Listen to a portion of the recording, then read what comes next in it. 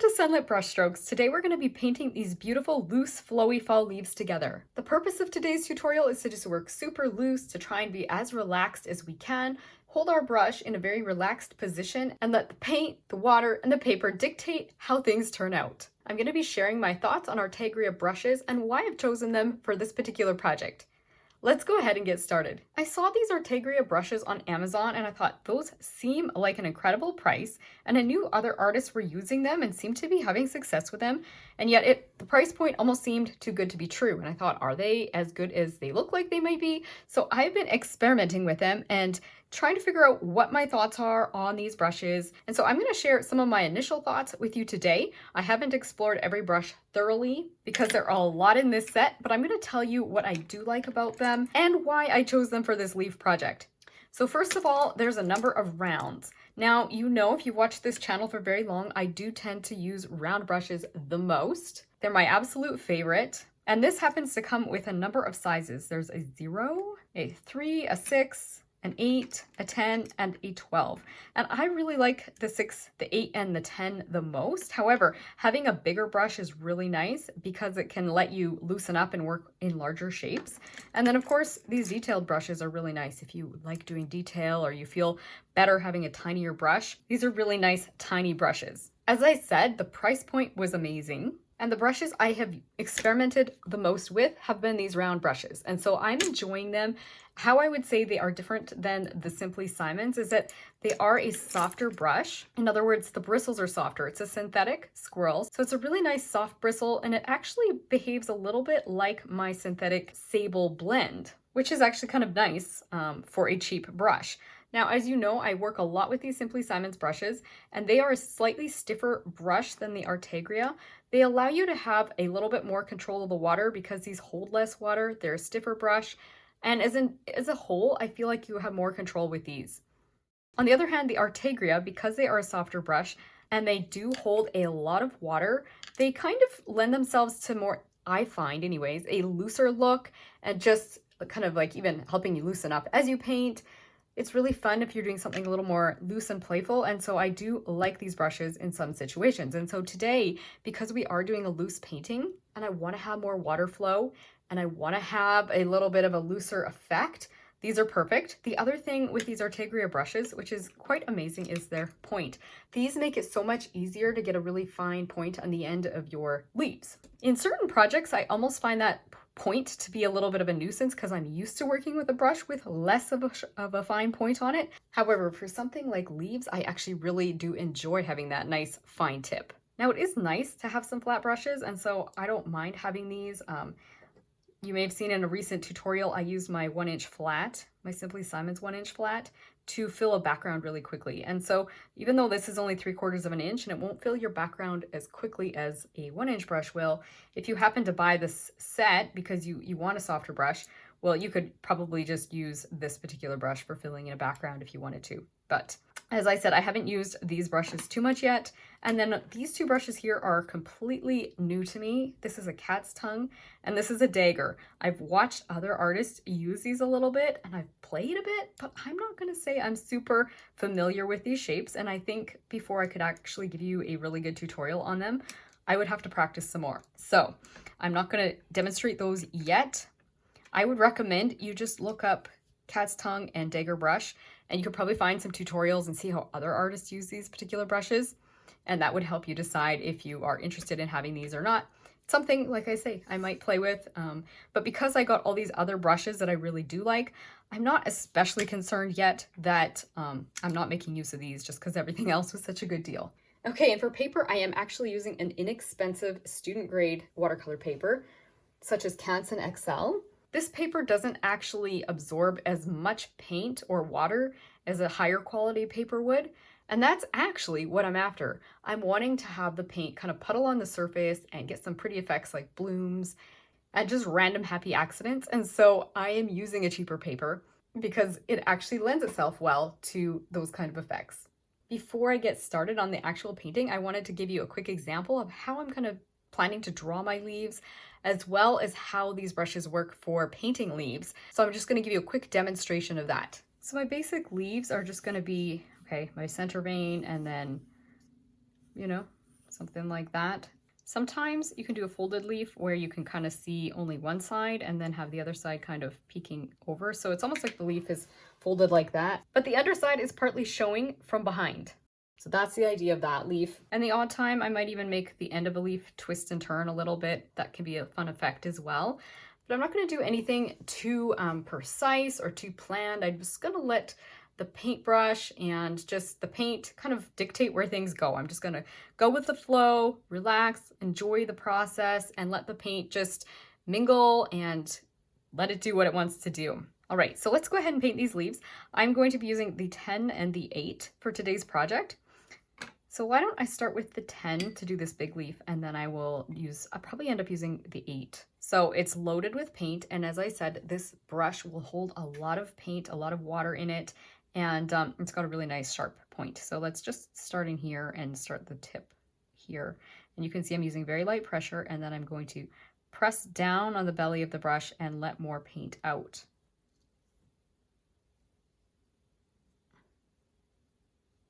And I'm going to be leaving some white sections in my leaves today as well, just to let light show through and get a more loose effect. But you can see here how I'm getting a really nice fine tip, but I'm also able to fill in a large section really quickly when I press down on the belly of the brush. It just releases a lot of paint, and a lot of paint gets on there.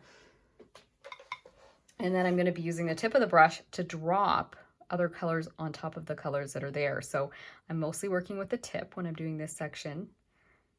And I'm just letting those colors move around. And then I can use the side or the belly of the brush to kind of help drag things around. And for the most part, I'm going to be holding my brush further back on the handle, just so that I actually have a, you could say, a little less control. And it's going to help me get a really nice loose effect to my paintings. So I will be holding my brush further back. One of the purposes of today's project is just to work loose and free and just let go of perfectionism. All right, I'm coming in with the sharp tip of this brush again and doing that nice fine little section there, which is optional, but I thought, oh, this kind of adds a little touch to this leaf. So pretend it's kind of twisting and turning at the end. And yeah, I can throw a few more dark colors in, and you're gonna see me do this in detail on the painting, but I just wanted to show you that first. And then let's just do this folded leaf really quickly.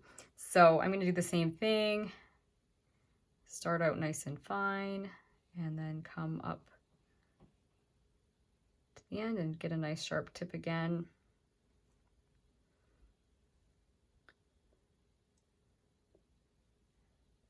I'll drop in a bit of the dark colors, and then I'll just do this section in the back and do it. Ooh, that's a lot of paint on my brush there. Do it as well. And as I said, they do hold a lot of paint, which is nice. And there you have our practice leaves. So I'm going to start out by drawing my stems or my branches. So I'm going to start here at the top, and I'm just going to kind of come down. And the key with this is to not try too hard. I'm just kind of holding my pencil quite loosely, and I'm just kind of have created that main branch down the center, and now I'm just gently kind of making these smaller branches kind of come off and just almost like gently flow downwards from the top branch. Because I'm working rather lightly with my pencil here, I've provided you with a dark outline that you can use as a drawing reference if you'd like.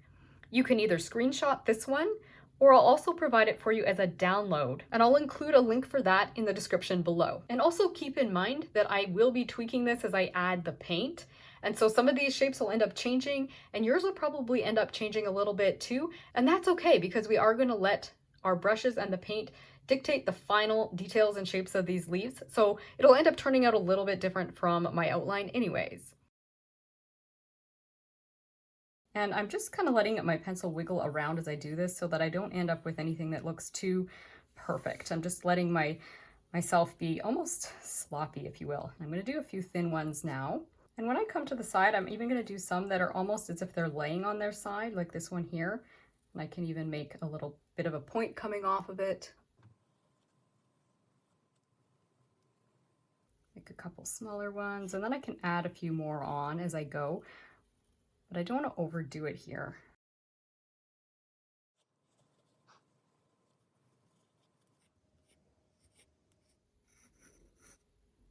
This one is actually going to be tucked behind these other ones and behind this branch, but I'm just drawing it almost like it's on front right now, and I'll just have to remember when I paint it to kind of go on top with this branch and kind of cover it. Actually, you know what I might do? Why don't we make this one come in front? Again, I'm inventing this as I go. I don't feel like it's fully there yet, but I'm gonna start painting because sometimes when I start that painting process, I might decide to change things up, make things a little more interesting. So I think that's what I'm gonna go ahead and do is grab the paint, and then I'll decide if I need to add other leaves or other little tweaks. Because sometimes with the brushes I'm gonna be using, they have such a nice narrow point. Sometimes they will almost like help me create these shapes as I go.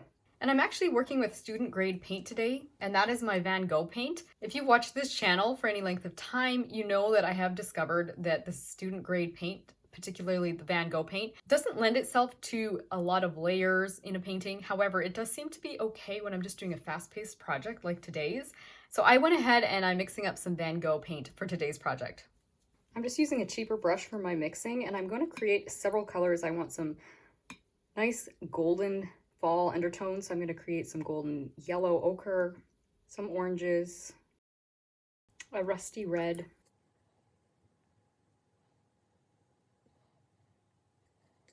a dark olive green,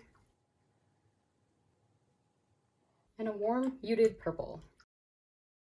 And if I need to, I can always change my colors as I go, but let's try and work with these. And I'm going to be dipping into my water quite a lot, but I'm going to be working with my lightest colors, kind of working into the darker colors. So I'll do these first and then kind of move over here. And I can always just grab one of my primaries as well if I feel like I need something a little more bright and intense. I sometimes will mix things as I go. So let's just see what happens.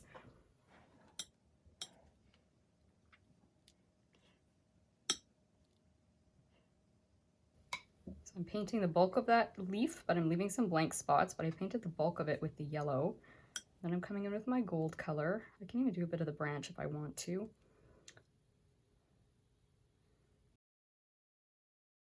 And then I will drop a little bit of my purple in here. I'm gonna just even skip that reddish color altogether and just drop a few bits of purple and just let it bleed. And I'm not gonna worry about the puddles. That is my goal, is to have a little bit of blooming, a little bit of just variation happening. I'm gonna just let the paint do what it wants to do as it dries. And that's the beauty of using a brush that will hold a lot of water as well as this cheaper paper. It's gonna actually let things bloom and do weird, or you could say pretty effects, depending on what you like. I think they're really pretty. So that's all I'm gonna do with that one. And I'll probably try and do, I've got a bit of a mess on my brush, I've got a little everything. I'll do a few more leaves just with the color that's on my brush before I start grabbing more color, and I'll just kind of work back and forth. So we'll just see. I'm going to put some of this, yes, it's kind of a brownish color, which is fine. I might even do a bit of the branch since I've got such a nice brown going right now.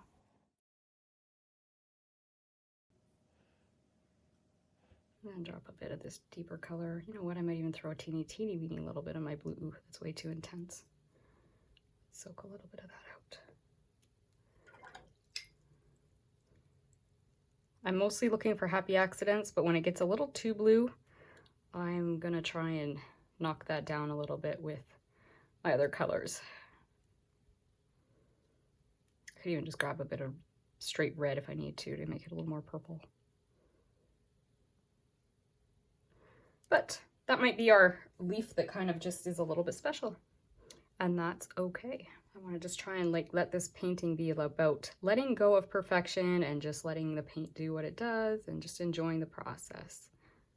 You can see that nice tip that I was able to get with this. It's a little bit harder to get one with a stiffer brush. This brush just comes to such a nice tip.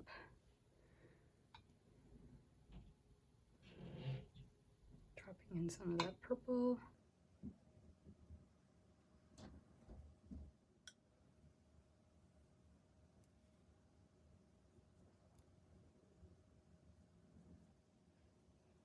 I'm actually not liking this color I have at the top as much. It's almost too yellow. I'll probably mute it a little bit or just add lots of the other colors as I do it. We'll see.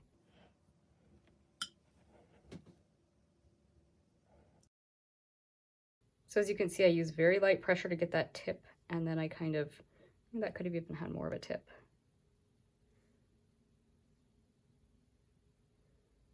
And you can see it was a little bit goofy there, so I just changed the shape of the leaf. So sometimes I use very light pressure if I'm using the tip of the brush, and other times when I want the belly or the thick part of the brush to release a lot of paint and water, I'll just push harder and just let it bloom out. And that's what I tend to do more in the center of the leaves. Now, because I'm going to be repeating the same techniques again and again and just switching out my colors, I'll speed the video up at certain points, just so you don't have to watch every single little brush stroke.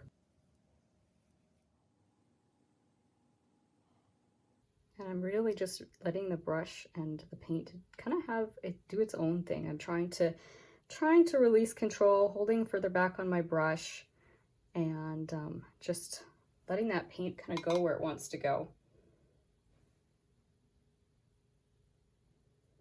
I'm doing a lot of dropping, and I feel like a lot of the time I am holding my brush. I'm almost directly above the painting. I'm going to do this one with a deeper purple, maybe make the side of this thing a little bit of a darker, oh, let's grab some of the red too. Just a darker tone. And I really am letting the brush create a lot of this very organic look because I'm holding it so far back, and I'm just really not, you can see the paint's doing what it wants to do, and my brush is just, I'm not in control of the brush fully. As I said, I'm holding it further back, and I'm just kind of going with the flow of what's happening here. So what happened right there is a little bit goofy, but I might just leave it be for now.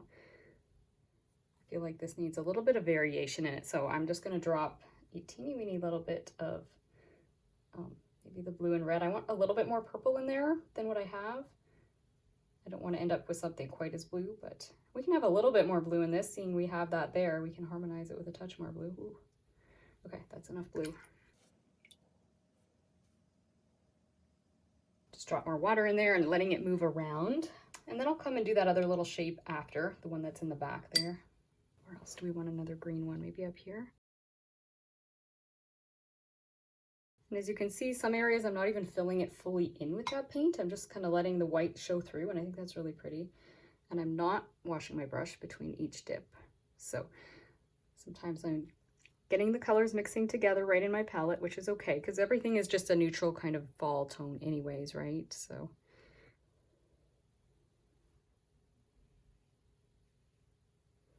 kind of like that. I'm going to make it as if that leaf is a little bit folded there. So I'm just going to take a break and like let a little bit of the white show through, and then I'm throwing my purple over here. So it almost gives the impression that leaf is doing an interesting little fold.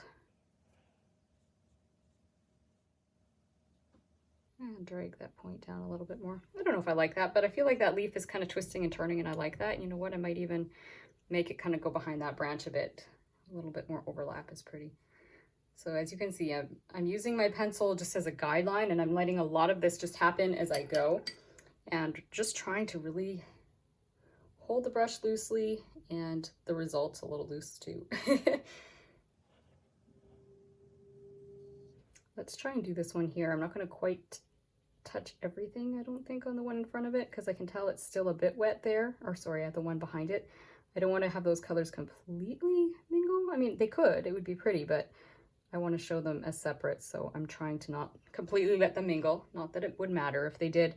The effect I'm after is full of a lot of kind of blooms where the paper and the paint are kind of drying, or I should say the paint is drying at a different kind of funny stage, and so you do get those blooms like here. That's really pretty. And like there are ways to control that, but it's harder to actually control it on a cheap paper, and so that's why I chose to use cheap paper, because I wanted that to sort of happen.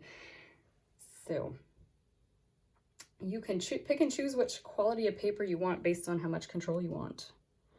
Definitely if I'm doing a painting that I want to be really, you know, having a lot of control, I will more likely grab Arches cold press and get a lot of detail in my paintings. So this is kind of preventing me from being overly controlling. Ooh, okay, that's a ton of paint. Not sure if I want quite that much.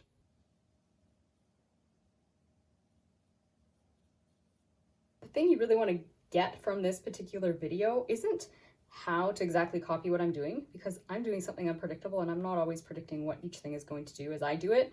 The idea is to really just learn to like hold your brush more loosely and just loosen up your arm, give yourself a little more space, breathing room as you work, and just like let that paint just kind of drop into your shapes, and then let it do its thing. Kind of leave it alone and just let let the happy accidents happen. I want to put a bit more dark on this one so that it helps give the impression that it is behind the green one. I might even put a little bit of blue there because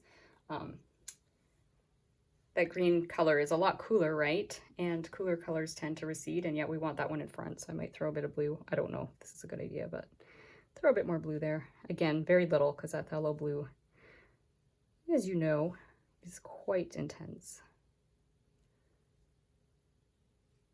So now I'm just starting to try and make my decisions in terms of what colors I need to go with based on what colors I currently have. And I'm feeling like, you know what, I probably could have more of my bright yellow on here, couldn't I? So let's go ahead and get some more bright yellow.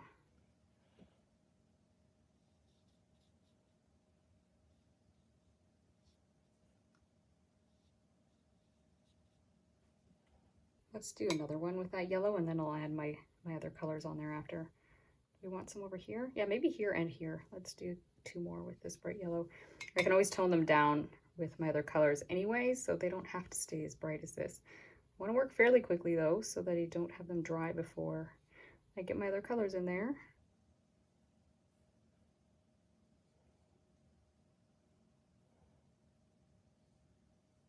I didn't recognize how funny this leaf was until after the fact. I ended up making it almost an exact clone of the leaf that's on the other side of the painting. So it would have been better for me to keep this leaf looking the way I had it in the original drawing without the little curl coming up, but I didn't catch myself. So just stick with the drawing as you can see it in the traceable that I provided for you to download. All right, let's get some other colors dropped into these before they dry.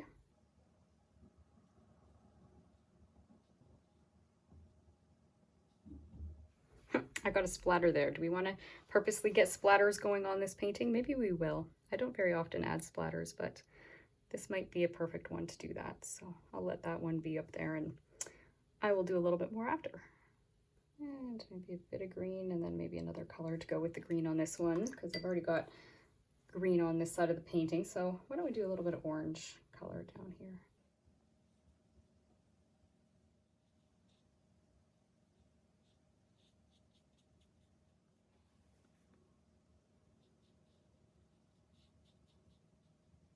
When I first wash my brush, it's usually too wet to just jump back into the painting, so I'm often just dabbing things off just a smidgen just to kind of get rid of the excess water. Okay, my green is really turning brown. Let's just connect all these branches quick, and then we'll decide if we need any other leaves on here.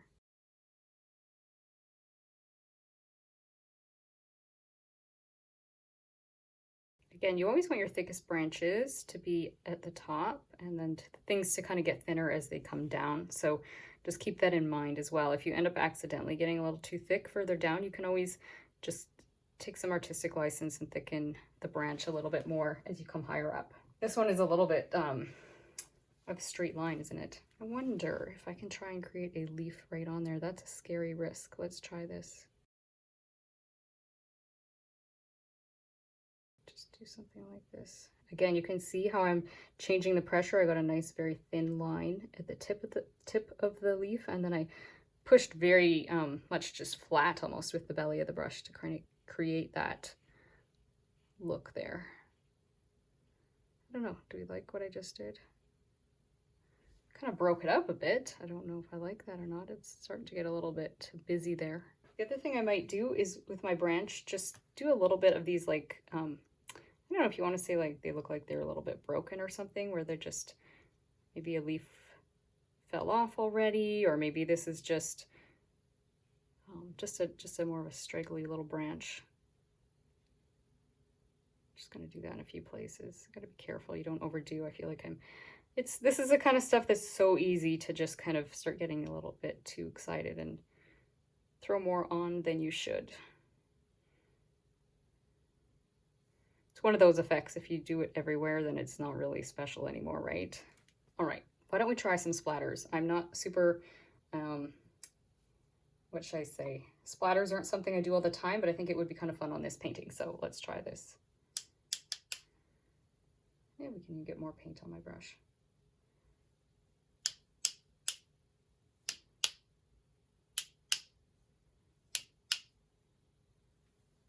Yeah, I think the splatters add to it. What do you guys say? The one thing I never did is added the back part of this little folded over leaf here. And I'm going to have to use a really dark color to get that, to give it the impression that it's behind. I'm going to use a little bit of the green, and then I'm going to put maybe a little bit of blue there. I don't know.